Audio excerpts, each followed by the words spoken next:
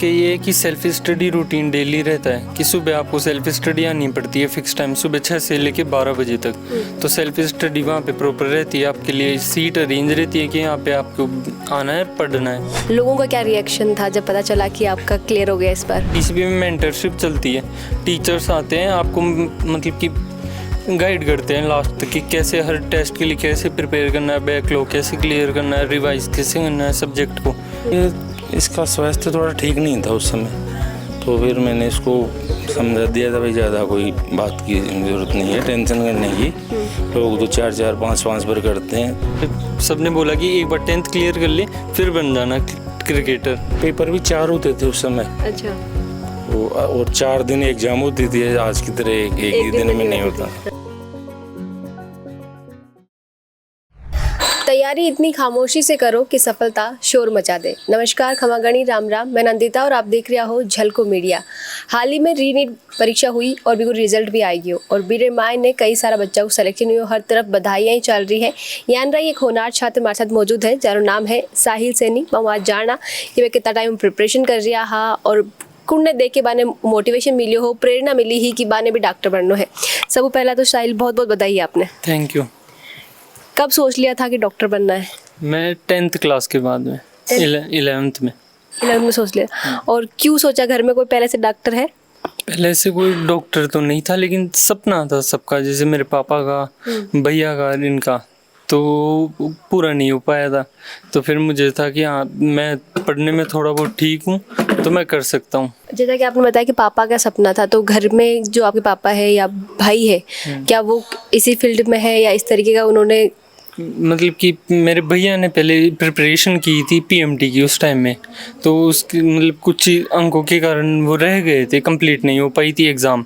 तो फिर अभी मैंने की है कंप्लीट, और अभी मेरे भैया भी है जो पीसीपी, मैंने प्रिपरेशन मेरी पीसीपी प्रिंस से की है, तो भैया भी उसमें पढ़ाते हैं। अच्छा, पढ़ाते हैं। अच्छा, जैसा कि आपने बताया कि आपने पीसीपी से प्रिपरेशन की थी, तो खुद का ही आपका डिसीजन था या फिर पापा ने बताया कि इस कोचिंग से जाना चाहिए आपको? भैया ने बताया था कि पीसीबी में जाना चाहिए, वो बेटर है अभी प्रिपरेशन के लिए, क्योंकि उसमें टेस्ट सीरीज बेस्ट है इसलिए। अच्छा, कौन सा अटेम्प्ट था इस बार आपका? मेरा था सेकंड अटेम्प्ट। फर्स्ट वाले में तो मेरी तबीयत ख़राब हो गई थी तो मेरे मार्क्स बन नहीं पाए थे, तो इस बार सेकंड था और सेकंड में हो गया। अच्छा, जैसा आपने बताया कि भैया ने सजेशन दिया था कि पीसीबी बढ़िया है और टेस्ट सीरीज पसंद आई, उसके अलावा आपको वहाँ का क्या अच्छा लगा स्टडी के उसमें, कि ये जो यहाँ का स्टडी का जो प्लानिंग है या इस तरीके की स्ट्रेटजी जो है इनकी प्लानिंग के साथ, वो बढ़िया है बाकी इंस्टीट्यूट से? एक तो वहाँ पे क्या है कि मोबाइल अलाउ नहीं है पीसीबी में, तो आप मोबाइल फ्री हो प्योर। और उनके ये है कि सेल्फ स्टडी रूटीन डेली रहता है कि सुबह आपको सेल्फ स्टडी आनी पड़ती है फिक्स टाइम, सुबह 6 से लेके 12 बजे तक। तो सेल्फ स्टडी वहाँ पे प्रॉपर रहती है, आपके लिए सीट अरेंज रहती है कि यहाँ पे आपको आना है, पढ़ना है।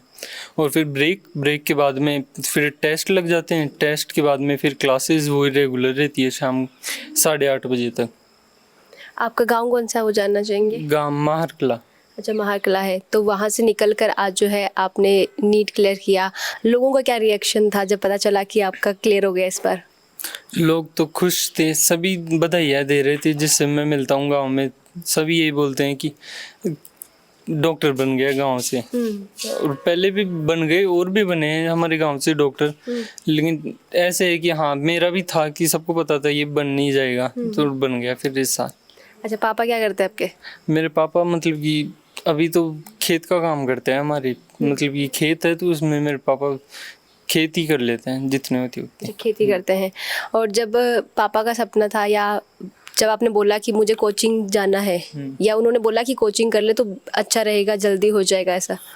हाँ, मतलब 10th में मेरे अच्छे मार्क्स आए थे तो उसके हिसाब से बोले कि कोचिंग ही बेटर रहेगी यहाँ पे, मतलब ये ऐसे स्कूलिंग से तो सिलेक्शन नहीं होगा, और कोचिंग में टीचर्स मेंटरशिप ये बेटर रहती है, इसलिए कोचिंग ज्वाइन करना बेटर रहा। इससे पहले कभी घर से बाहर गए थे या अभी पहली बार ही कोचिंग करने गए थे? कोचिंग करने गया तभी बाहर गया था। अच्छा, कोचिंग करने गए थे। जब पहली बार गए थे कोचिंग में, तो वो एक्सपीरियंस कैसा था आपका? क्या आपको लगा कि जैसा भैया ने बोला था कि बढ़िया है, वहाँ का पढ़ाई के लिए भी अच्छा माहौल मिल जाता है? हाँ, वहाँ पे 2-3 प्रकार के स्टूडेंट रहते हैं, वो डिपेंड करता है कि कौन पढ़ने वाला है और कौन नहीं है। तो हमारा ग्रुप अलग ही बन गया था, पढ़ने वालों का अलग ही था ग्रुप, मतलब उसमें हम पढ़ने वाले ही थे और इधर उधर की बातें हम नहीं करते थे और फिर पढ़ाई में ध्यान देते थे। तो इससे एनवायरनमेंट बढ़िया रहता है कोचिंग में। तो अभी आपका नीट तो क्लियर हो गया, उसके बाद में अभी आप यूजी में हैं, उसके बाद में पहले पीजी की प्रिपरेशन करेंगे या फिर कि जैसे यूजी हो जाएगा उसके बाद में फिर शुरू कर देंगे? नहीं, एमबीबीएस में मैं साथ से 3rd ईयर से पीजी की प्रिपरेशन स्टार्ट कर दूंगा। साथ में कर रहे हैं? 3rd ईयर से ही स्टार्ट करूंगा, फिर एक्स्ट्रा नहीं रहेगा कि एक्स्ट्रा 1.5 साल मुझे देनी पड़ेगी उसके लिए। यही है, यही आपकी स्ट्रेटजी, यही प्लानिंग है अभी आपकी।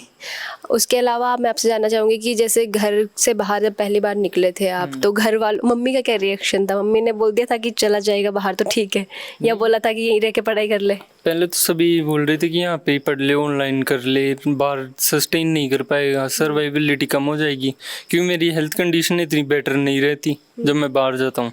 इसलिए फिर मैंने सोचा कि ऑनलाइन हो नहीं पा रहा। मैं आया था 12th में, यहीं पे था घर पे ऑनलाइन, लेकिन ऑनलाइन उतनी एफिशिएंसी नहीं बन पा रही थी मेरी, इसलिए फिर वापस ही गया मैं कोचिंग ही, ऑफलाइन ही वहाँ पे ही। अच्छा, अभी भी बहुत सारे लोग हैं जो सोचते हैं कि जब ऑनलाइन की सुविधा है तो ऑफलाइन क्यों? तो आपने साहिल से सुन लिया कि ऑनलाइन और ऑफलाइन में कितना फ़र्क पड़ जाता है। जब आपकी कोई क्लासेस वगैरह मिस होती थी वहाँ पे, तो उसके लिए क्या रहता था बैकअप के लिए? बैकअप के लिए मैंने एक भी क्लास तो मिस नहीं की कभी, लेकिन रह जाता था ना तो मैं कर लेता। पहले से मैं एडवांस चलता था कि क्या पढ़ाएंगे आज, तो वो मैं पहले ही करके चलता था। और फैकल्टी मेंबर्स वगैरह का कैसा सपोर्ट रहा आप? फैकल्टी मेंबर्स मतलब कि एक तो पढ़ाते हैं और 5-10 मिनट हमें मोटिवेट भी करते थे रेगुलर, कि आपको इस बार तो निकालना ही है नीट, कैसे ना कैसे। और मोटिवेट, मेंटरशिप, वहाँ पे हमारे लास्ट में पीसीपी में मेंटरशिप चलती है। टीचर्स आते हैं, आपको मतलब कि गाइड करते हैं लास्ट तक कि कैसे हर टेस्ट के लिए कैसे प्रिपेयर करना है, बैकलॉग कैसे क्लियर करना है, रिवाइज कैसे करना है सब्जेक्ट को।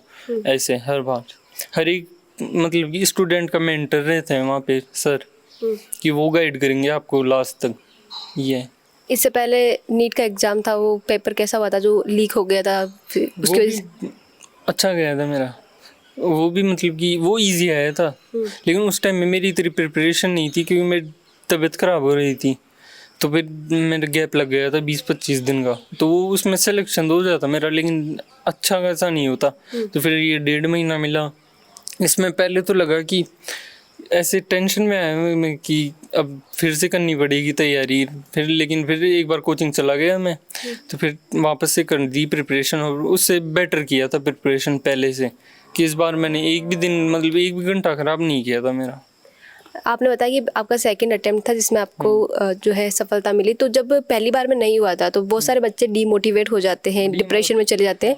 आपने उस टाइम पे अपने आप को कैसे संभाला, कैसे खुद को वापस से बूस्ट किया कि वापस से करेंगे, इस बार तो सिलेक्शन ले लूँगा? नहीं, मुझे उस साल भी अगर मेरी तबीयत खराब नहीं होती तो मेरा सिलेक्शन हो जाता उसी साल, पिछले साल 2025 में, लेकिन तबीयत खराब होने के कारण मुझे फिर लगा कि मैं कर सकता लेकिन नहीं कर पाया। तो इस साल मुझे था कि हाँ, कि मैं पूरे साल अच्छे से पढ़ाई करूँगा और मेरा हो जाएगा लास्ट तक। उन स्टूडेंट को क्या कहना चाहोगे जो कि जैसे पेपर लीक होता है तो कुछ बच्चे जो है गलत कदम उठा लेते हैं, या फिर नहीं होता सिलेक्शन तो उनका मोरल डाउन हो जाता है कि हम कर नहीं पा रहे हैं? नहीं, वो मेन रहता है कि जब भी रीनीट होती है ना, तो वो गैप में कौन कितना पढ़ता है। वो एक तो मैं लेके बेटर हूँ कि मेरा सिलेक्शन हो गया था और मैं तैयारी छोड़ दूँ बीच में कि अब मैं तो नहीं करूँ, मेरा सिलेक्शन तो ऑलरेडी हो गया था और अब मुझे दोबारा देना पड़ेगा। उससे कुछ नहीं होगा, वो 1.5 महीना पढ़ना ही पड़ेगा आपको, बीच में जितना गैप आएगा उतना, वो तभी आपके मतलब मार्क्स आएंगे अगली एग्ज़ाम में, रीनीट वाली में। अच्छा, कुछ टिप्स आप बच्चों के साथ शेयर करना चाहोगे जो भी प्रिपरेशन कर रहे हैं या जिनका पहला अटेम्प्ट है, तो कैसे क्या उनको ध्यान रखना चाहिए, क्या मिस्टेक्स नहीं करनी चाहिए? टिप्स तो ये रहेगी कि पहले तो मोबाइल से दूर रहो। मेरा मोबाइल यहाँ पे छोड़ के चला गया था, कीपैड लेके गया जो भी घर वालों से बात करने के लिए। और दूसरी चीज़ की रेगुलर पढ़ते रहो, रेगुलर कंसिस्टेंसी होनी चाहिए। संडे को थोड़ा बहुत, जैसे टेस्ट लगता है संडे को हर संडे, तो टेस्ट देने के बाद में थोड़ा बहुत मतलब पढ़ना चाहिए रेगुलर संडे को भी, और उसके बाद में भी हर हफ्ते मतलब कंसिस्टेंसी नहीं छोड़नी चाहिए। और एनसीईआरटी को फॉलो करें, फिजिक्स की केमिस्ट्री की एनसीईआरटी भी ज़रूरी है, क्योंकि उसके बिना अब तो सिलेक्शन नहीं होगा, क्योंकि आगे जिस प्रकार का पेपर का पैटर्न आ रहा है वो बेसिक क्वेश्चन नहीं दे रहे, वो एनसीईआरटी से उठा उठा के हर चीज़ दे रहे हैं। इस हिसाब से करना पड़ेगी प्रिपरेशन। कोचिंग करना या टेस्ट सीरीज देना कितना हेल्पफुल हो सकता है प्रिपरेशन करते वक्त? जैसे पेपर लेंदी आता है तो पेपर लेंदी में प्रैक्टिस मैटर करती है, आपने कितनी प्रैक्टिस कर रही है, कि आपकी स्पीड कितनी है हर एक क्वेश्चन को करने की, वो मैटर करती है। और वो कोचिंग और टेस्ट सीरीज से ही बेटर हो पाती है। मेरी भी स्पीड कम थी स्टार्टिंग में, पेपर कंप्लीट नहीं हो पाता था, लेकिन लास्ट तक इतने टेस्ट मैंने दे लिए थे कि लास्ट में आते आते मैं मतलब फास्ट आधी घंटे पहले पेपर कर लेता था हर बार। तो क्या रेगुलर टेस्ट सीरीज देना आपके कॉन्फिडेंस को बढ़ाता है? ये है। और जब आपने देखा कि आप स्कोर कर पा रहे हो क्लास में, क्योंकि कंपटीशन जो चल रहा होता है वो पहले क्लास के बच्चों के साथ चलता है, बैच के साथ ही चलता है, तो उसमें स्कोर करते हो, जब आपको लगता है कि अगर मैंने इस अपनी कोचिंग अपने बैच में इतना कर लिया है तो मैं अब अपने आप को यहाँ पे इस लेवल पे देखता हूँ? नहीं, मैं उस हिसाब से नहीं सोचता था। मैं मेन मैटर करती थी मेन एग्जाम। मैं कभी भी ज़्यादा मार्क्स आते तो मैं खुश नहीं होता था, हमेशा यही था कि मेन हाँ कि मेन एग्जाम में लेके आने हैं इतने नंबर, ये सोचता था मैं हमेशा। और कम नंबर आते थे फिर ये सोचता था कि अगले वाले पेपर में मुझे कैसे बेस्ट करना है मेरा, और कहाँ पे मैंने गलती की, और पुराने पेपर में जो गलती करता था वो नेक्स्ट पेपर में मैं नहीं करता था। अच्छा, कुछ लोग कहते हैं जो जेई नीट वगैरह की प्रिपरेशन करते हैं वो बच्चे एकदम किताबी कीड़े हो जाते हैं और वो किताबों में ही घुसे रहते हैं। आपको पढ़ने के अलावा और क्या हॉबीज़ थी? पढ़ने के टाइम पे तो मैं सिर्फ पढ़ता था, मतलब कि डिस्ट्रैक्शन जीरो था मेरा, कुछ भी नहीं करता था मैं। और वैसे देखा जाए तो क्रिकेट खेलना, मोबाइल पे गेम खेलना, मूवीज़ देखना, ये तो फिर रेगुलर है ही। मैक्स टू मैक्स कितने घंटे जो है पढ़ाई ज़रूरी होती है अगर किसी को नीट क्लियर करना है तो? मैक्स वो डिपेंड करता है कि कोई लास्ट में पढ़ता है, कोई लास्ट में पढ़ता है तो उसके लिए कि वो सिर्फ लास्ट में 5 घंटे सोता है और बाकी घंटे पढ़ता है ना। 5 घंटे सो गया तो 19 घंटे में 2 घंटे और काम में भी निकाल देता है तो 16-17 घंटा पढ़ता है। अगर जो रेगुलर पढ़ता है तो वो 6 घंटे पढ़ेगा तो उसका सिलेक्शन हो जाएगा रेगुलर डेली। जब आपको लो फील होता था या आपको ऐसा लगता था कि आज बहुत पढ़ लिया, थक गया हूँ, तो उस दौरान आप क्या करना पसंद करते थे या क्या करना चाहिए जब कोई एस्पिरेंट्स होते हैं प्रिपरेशन के टाइम पे? वो माइंड का सेचुरेशन हो जाता है कि इसके बाद में अब नहीं पढ़ा जा रहा, तो मैं तो सो जाता था उस टाइम में कि अब नहीं पढ़ा जा रहा मेरे से, यही था। और जिस टाइम में मुझे लगता था कि मैं कम पढ़ा हूँ आज, तो फिर मैं रात को थोड़ा और पढ़ लेता था ज़्यादा। तो साहिल से आपने उनकी कामयाबी की पूरी स्टोरी सुनी, किस तरीके से उन्होंने स्ट्रेटजी बनाई, किस तरीके से वो पढ़ते थे। उनके फैमिली मेम्बर्स भी हमारे साथ मौजूद हैं, उनके पापा है और उनकी मम्मी वगैरह हैं, उनकी सिस्टर्स, बहुत सारे लोग हैं, उनसे भी बातचीत करेंगे कि उनको कैसा महसूस हो रहा है। आपको कैसा लग रहा है कि साहिल का जो है आपका सपना, उन्होंने बताया कि चाहते थे कि डॉक्टर बन जाए? हाँ, वो सभी को खुशी है परिवार में। रिजल्ट किसने देखा था जिस दिन आया था, आपने कि साहिल ने खुद? नहीं, हमारी जो मेरे भाई की बच्ची है उसने फ़ोन किया था मेरे को 11:30 बजे रात को। तो मेरे को संभव लगा अब 11:30 बजे क्या रिजल्ट दिया होगा। तो फिर उसने रैंक वगैरह बताई, भाई ऐसे ऐसे। फिर इसके पास में ही मामा जी वगैरह है, उनको पता चला, वो सब आ गए थे रात को 12 बजे। रात को ही सेलिब्रेशन शुरू हो गया था। और पिछली बार जब नहीं हुआ था तब आपने कैसे मोटिवेट किया था? क्योंकि पेरेंट्स जो है वो बच्चों की सबसे बड़ी बैकबोन होते हैं और उनकी बोली हुई चीज़ बच्चों पे बहुत इफेक्ट डालती है। नहीं, ये इसका स्वास्थ्य थोड़ा ठीक नहीं था उस समय, तो फिर मैंने इसको समझा दिया था, भाई ज़्यादा कोई बात की ज़रूरत नहीं है, टेंशन करने की। लोग तो 4-4, 5-5 बार करते हैं, तो ऐसे कोई दिक्कत नहीं हुई ऐसे। अच्छा, आज जब हो गया फाइनली सिलेक्शन तो कैसा महसूस हो रहा है अंदर से आपको? खुशी तो है ही है, भाई डॉक्टर बन गया। अच्छा। डॉक्टर जो बनना था उनके पापा को बनना था, लेकिन तब मार्क्स कम रह गए थे। 1990 की बात है जब आप एग्ज़ाम दे रहे थे, उस टाइम पे अलग तरीके से एग्ज़ाम होता था। लगता वो पेपर भी 4 होते थे उस समय। अच्छा। और 4 दिन एग्जाम होती थी, आज की तरह एक ही दिन में नहीं होता। हाँ। तो इनका सपना था कि डॉक्टर बनना है, लेकिन ये जो है अनफॉर्चुनेटली इनका पूरा नहीं हो पाया। उस टाइम पे थोड़ी कंडीशंस भी अलग होती थी, पेपर भी अलग तरीके से होता था। उसी सपने को इनके बेटे ने, साहिल ने, पूरा करके दिखाया। तो अब पूरे परिवार में खुशी की लहर है और पापा ने भी कहीं ना कहीं अपना सपना अपने बेटे के तहत पूरा होते हुए देख लिया है। साहिल के चाचा भी हमारे साथ मौजूद है, उनसे भी जानेंगे आपको कैसा लग रहा है? बहुत बढ़िया लग रहा है। अच्छा, घर में से पहला डॉक्टर बना है क्या? नहीं बना अभी तक। नहीं, पहले बार ही किसी का हुआ है? पहली बार ही हुआ है साहिल का, पहला बच्चा है जिसका सिलेक्शन हुआ है। अच्छा, जब तैयारी कर रहे थे और जब बताया कि रात को रिजल्ट आया तो आपको भी उसी टाइम पता चल गया था रात नहीं, को? उसी टाइम पहले मेरे को बच्चे ने बताया था, मेरी ने अच्छा, आपको ही बताया था? खुद के मेरे बच्चे ने बताया था। मैं साहिल का रिजल्ट आया, वो फिर नीचे साहिल के पास पापा के पास लेके गई। हम्म, फिर मैं बाद में उठा फिर बताया। फिर उन मेरे सिख कर एक बच्चा पढ़ा था, उसको फ़ोन किया तो वो मालूम चल गया, वो पहले ही देख लिया था भाई आ गया साहिल का नंबर।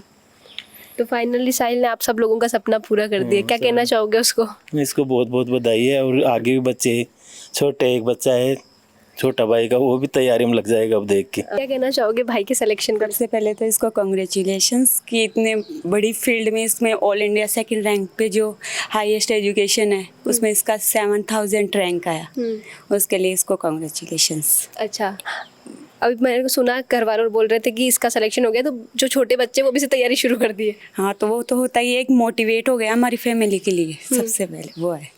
अच्छा, एक चीज़ और सुनने को मिली मुझे कि आप बचपन में थोड़ा पढ़ाई से डरते थे, स्कूल जाने से रोते थे। मतलब 9th क्लास तक बिल्कुल ही नहीं पढ़ता था कुछ ये भी। 10th क्लास से, मतलब 10th क्लास से मुझे ये था कि वो है कि हाँ अपने को पढ़ना है, डॉक्टर बनना है। उससे डॉक्टर बनने का नहीं था, पहले था कि क्रिकेटर बनना है। 9th क्लास तक ये था। फिर 9th के बाद में 10th में डाल दिए। 10th में जाने के बाद में सबने बोला कि एक बार 10th क्लियर कर ले फिर बन जाना क्रिकेटर, यही था। फिर उसके बाद में याद आई नहीं कभी मतलब क्रिकेटर बनने की, मैं पढ़ता गया आगे मतलब रेगुलर। टर्निंग पॉइंट था वो 10th ही था। हाँ 10th ही था, उससे पहले तो मैंने पढ़ाई नहीं था बिल्कुल ही, कुछ नहीं। मतलब कि हमेशा स्कूल में पिटाई खाते थे यही था। तो साहिल की जो आपने सुनी स्टोरी, उससे मुझे ये समझ में आता है कि अगर आप चाहो ना, जिस दिन आपका माइंड चेंज हो उसी दिन से आप तैयारी शुरू कर सकते हो, क्योंकि बनना था क्रिकेटर और बन गए डॉक्टर। तो अगर आपका लक्ष्य बड़ा है, अगर आप उस तरीके से मेहनत कर सकते हो तो कोई भी सपना जो है आपको पूरा, जो सपना आपका है आप देखते हो उसे पूरा करने से आपको कोई रोक नहीं सकता। उसके लिए ज़रूरत है सही मार्गदर्शन की, सही गाइडेंस की, जो कि आप देख रहे हैं कि साहिल को मिली। और साहिल ने जो है नीट जैसा बड़ा एग्ज़ाम क्रैक कर लिया। और एक बच्चा जो पहले बचपन में पढ़ाई से डरता था, वो उसी ने नीट जैसी बड़ी परीक्षा के लिए तैयारी की। ये वीडियो और साहिल की जर्नी आपको कैसी लगी इस पे कमेंट सेक्शन में लिखे ज़रूर बताइएगा। साथ ही ये वीडियो और भी बच्चों के साथ शेयर करें, ताकि जो भी बच्चे सपने देखते हैं लेकिन उनको कहीं ना कहीं ये होता है कि शायद हमारे सपने पूरे नहीं होंगे, वो डर जाते हैं कि इतनी बड़ी एग्ज़ाम होगी उसके लिए हम कैसे पढ़ाई करेंगे, तो उनको कहीं मोटिवेशन मिल सके, उसके लिए प्रेरणा मिल सके। साहिल ने कुछ टिप्स भी दिए हैं, वो भी उनके काम आ सकते हैं, उसके लिए ज़रूर शेयर करें। साथ ही बनाए रखें झलकों पर अपना प्यार और विश्वास। झलको